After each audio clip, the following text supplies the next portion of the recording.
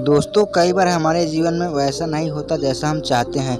हमारी इच्छाओं के विरुद्ध चीज़ें हो जाती हैं, पर समय बीतने के साथ हमें यह एहसास होने लगता है कि जो बात हमें उसी वक्त सही नहीं लग रही थी, इस बात के लिए आज हम ईश्वर का धन्यवाद दे रहे होते हैं। अभी तो कहते हैं कि जो हुआ अच्छा ही हुआ, जो हो रहा है अच्छा ही हो रहा है और जो होगा वह भी अच्छा ही होगा।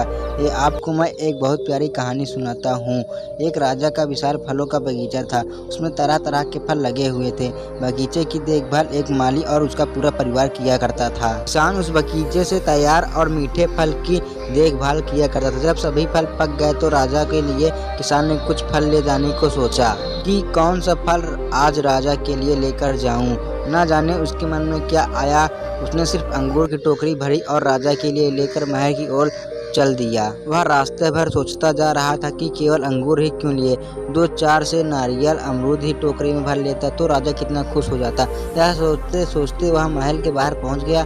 उसने अंगूर से भरा टोकरा राजा के सामने रख दिया और थोड़ी दूर जाकर बैठ गया और राजा उस टोकरी में से अंगूर निकाल कर खाता और कुछ अंगूर से किसान के सिर पर खींच कर मारता। जब भी किसान के सिर पर अंगूर लगता तो किसान ईश्वर का शुक्रिया अदा करता। राजा ने पूछा, बार बार अंगूर फेंक कर तुम पर मार रहा हूँ और तुम्हें लग भी रहा है, तो फिर तुम बार बार ईश्वर का शुक्रिया अदा क्यों कर रहे हो? किसान ने बड़े भोलेपन के साथ उत्तर दिया, मैं अंगूर लाया, मैं वो सारे फल भी ला सकता था, पर मैं वो सब नहीं लाया क्योंकि मेरे मन को ऐसा लगा कि मेरे साथ कुछ बुरा होने वाला है, इसलिए मैंने नारियल फल, अमरूद, केला इत्यादि आदि को नहीं लाया। मुझे यह आगाह होने ही लगा कि मुझे सिर्फ अंगूर ही ले जाना चाहिए।